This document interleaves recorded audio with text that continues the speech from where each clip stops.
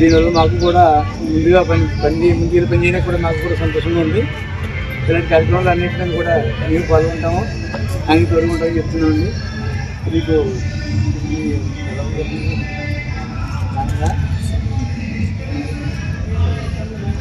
ఇంకేమైనా ఇబ్బందులు ఇంకేమైనా ఇబ్బందులు చెప్పండి. సాటర్డే ఇబ్బంది కొంచెం అభివృద్ధి తీసుకున్నా జై జయన్ సార్.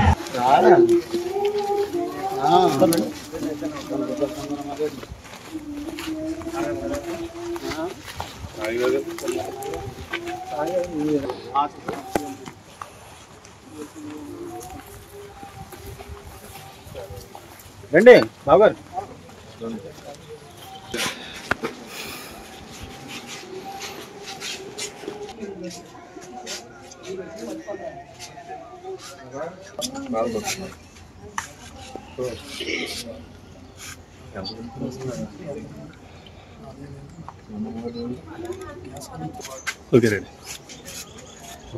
అందరికీ నమస్కారం.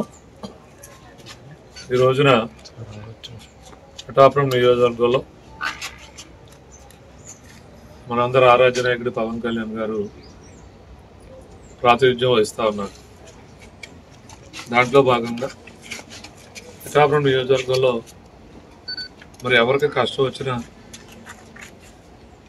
ఆదుకునే దిశలోనే ఆయన పనిచేస్తూ ఉన్నారు పవన్ కళ్యాణ్ గారు. దాంట్లో భాగంగా ఈరోజు కూటమి ప్రభుత్వం ఇచ్చినటువంటి హామీల్లో ఏ ఇంట్లో అయినా ఇబ్బంది వచ్చి ఎవరైనా ఏదన్నా మెడికల్ ట్రీట్మెంట్ తీసుకుంటే వారికి సహాయం చేయడం కోసం పిఠాపురం నియోజకవర్గంలో పవన్ కళ్యాణ్ గారు ఎవరైతే క్రియాశీలక వాలంటీర్స్ ఉన్నారో వారందరినీ ప్రతి ఇంటికి వెళ్ళి వారి సమస్యలు తెలుసుకోవాలని చెప్పినప్పుడు మరి ఇక్కడ మనం ఎవరైతే ఈ బొద్దా సూర్యచంద్రరావు గారు ఉన్నారో వారు గతంలో అనారోగ్యానికి పాలవి ఆపరేషన్ చేయించుకోవడం జరిగింది. తర్వాత ఆయన కాలం చేయడం జరిగింది దురదృష్టవశాత్తు.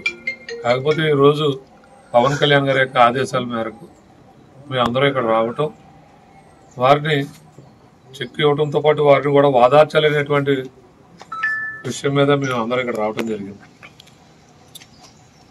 పవన్ కళ్యాణ్ గారి ఆదేశాలు ఏంటంటే ఎవరైతే క్రియాశీలకంగా జనసేన పార్టీలో పనిచేస్తూ ఉన్నారో వారితోనే చెక్కులు ఇప్పిస్తే గౌరవం ఉంటుంది, వారి యొక్క సమస్యలు కూడా అర్థమవుతాయని పవన్ కళ్యాణ్ గారి యొక్క ఉద్దేశం. కాకపోతే ఈరోజు మేము నాయకులుగా మేము రావడానికి కారణం ఈ రిలీఫ్ ఫండ్లో వారిని కూడా వాదార్చినట్టు ఉంటుంది అనేటువంటిది పవన్ కళ్యాణ్ గారు మమ్మల్ని కూడా వెళ్ళవని ఆదేశాలు ఇవ్వడంతో మేము ఇక్కడ రావడం జరిగింది. ఈరోజు వీరికి మా తల్లికి చెక్ అందివ్వడం జరిగింది. వారికి కూడా ఆడపిల్ల అవ్వచ్చు, అబ్బాయిలు అవ్వచ్చు 5,000 రూపాయలు వారి సొంత నిధుల నుంచి ఇవ్వడం జరుగుతూ ఉంది. ఇది ఎక్కడ కనీ దేశంలో ఎక్కడ కనీ విరగనటువంటి వార్త. అలాగే ఈరోజు అనారోగ్య బారిన పడి ఎవరైతే ప్రభుత్వ సహాయం కోరారో ఆనాడు చంద్రబాబు నాయుడు గారు నేను పెద్ద కొడుకు ఉంటానని ఆయన, నేను ఈ పిఠాపురం నియోజకవర్గానికి మీ అందరికీ ఒక బిడ్డగా పనిచేస్తారని పవన్ కళ్యాణ్ గారు కూడా ఆ రోజు చెప్పడం జరిగింది. చెప్పిన విధంగానే ఈరోజు ఇక్కడ పిఠాపురం నియోజకవర్గంలో పిఠాపురం ఏరియా డెవలప్మెంట్ అథారిటీ అనేది ఒక దాన్ని ఇక్కడ పెట్టి దానికి కొంతమంది అధికారులు నియమించి ఎక్కడైనా పిఠాపురం నియోజకవర్గంలో మాకు ఈ పని కావాలంటే వెంటనే పనిచేసే విధంగా కూడా ఈరోజు పడా అర్జీ పెట్టిన వారు అందరికీ కూడా పని పూర్తి చేయడానికి పడా ఇప్పుడు కూడా సిద్ధంగా ఉంది. అలాగే ఈరోజు చెప్తా ఉన్నాం, ఎక్కడైనా రాజకీయ నాయకులు బహుమతులు తీసుకోవడం చూశారు. రాజకీయ నాయకులు తిరిగి బహుమతి ఇచ్చేటువంటిది పిఠాపురం నియోజకవర్గం. దేశంలో ఎక్కడా లేనటువంటి నాయకుడు పవన్ కళ్యాణ్ గారు. మరి ఈరోజు గురు పూజోత్సవం జరిగితే మొన్న టీచర్స్ డే నాడు పిఠాపురం నియోజకవర్గంలో ఉన్నటువంటి అందరూ ఉపాధ్యాయులకి ఆడవారికి మగవారికి కూడా వారు బట్టలు పెట్టడం జరిగింది. వారందరూ చాలా సంతోషపడతా ఉన్నారు. ఇప్పటి వరకు మేము ఎప్పుడు మరి ఇటువంటి బహుమతులు చూడలేదనేటువంటిది వారు చెప్తా ఉన్నారు. అలాగే చెప్పుకుంటూ పోతే మొన్న శ్రావణ చక్రవారం వచ్చింది. ప్రతి సంవత్సరం కూడా పిఠాపురం నియోజకవర్గంలో పాదగయ క్షేత్రం వద్ద ఆ పురోహిత అమ్మవారి పేరు చెప్పి మరి ఆ పూజలు చేసుకున్న అందరికీ కూడా మరి ఎక్కువ సంఖ్యలో మరి చీరలు పంపిణీ చేయడం జరుగుతుంది. ఆడపడుచులుగా పవన్ కళ్యాణ్ గారు పిఠాపురం నియోజకవర్గంలో ఉన్న ఆడవారిని అందరినీ తన సొంత ఇంటి ఆడపడుచులుగా భావించి మొన్న సుమారు 14,000 మందికి చీరలు పంపిణీ చేస్తూ ఉన్నారు. అలాగే ఇక్కడ పిఠాపురం నియోజకవర్గంలో ఒక ఎలక్ట్రీషియన్ సోదరుడు మరణిస్తే వెంటనే వార్త తెలుసుకుని మరొక ఎలక్ట్రీషియన్ సోదరుడు మరణించకూడదని పిఠాపురం నియోజకవర్గంలో ఉన్నటువంటి ఎలక్ట్రీషియన్స్ అందరికీ కూడా మరి అదైతే రక్షణ పరికరాలు వారికి కావాల్సినటువంటి ఆ కిట్స్ అందించడం జరిగింది. అది పవన్ కళ్యాణ్. ఈరోజు 308 కోట్లు పెట్టి ఒక 13 నెలల లోపులోనే పిఠాపురం నియోజకవర్గంలో అనేక అభివృద్ధి కార్యక్రమాలు చేపట్టడం, ఉప్పాడు నుంచి కోనపాపేట తీరం వరకు కూడా 300 కోట్ల పైచీలకు ఈరోజు గ్రాంట్లు తెచ్చి అక్కడ కూడా ఒక రక్షణ గోడ నిర్మించాలని మరి మా పార్లమెంట్ సభ్యులు తంగెళ్ళ ఉదయ శ్రీనివాస్ గారు సూచిస్తే వారు కూడా పార్లమెంట్లో మాట్లాడటం, పవన్ కళ్యాణ్ గారు మాట్లాడటం, ఈ పని పూర్తి చేయించడం. పవన్ కళ్యాణ్ గారు ఒక మంచి ఒరవడిని ఈ నియోజకవర్గ ప్రజలకు అందివ్వాలి, ప్రజల కష్టాలన్నింటినీ కూడా కడతీర్చే విధంగా ముందుకు వెళ్ళే విధంగా ఈరోజు చేస్తున్నటువంటి విధానం నిజంగా ఇది ఎప్పుడు ఎన్నడూ లేని విధంగా ఈ రోజున పిఠాపురం నియోజకవర్గంలో పడా ఆఫీసు పెట్టి తద్వారా ప్రజల కష్టాలన్నీ సమస్యలన్నీ తీర్చే విధంగా ముందుకు వెళ్ళే విధానం కావచ్చు.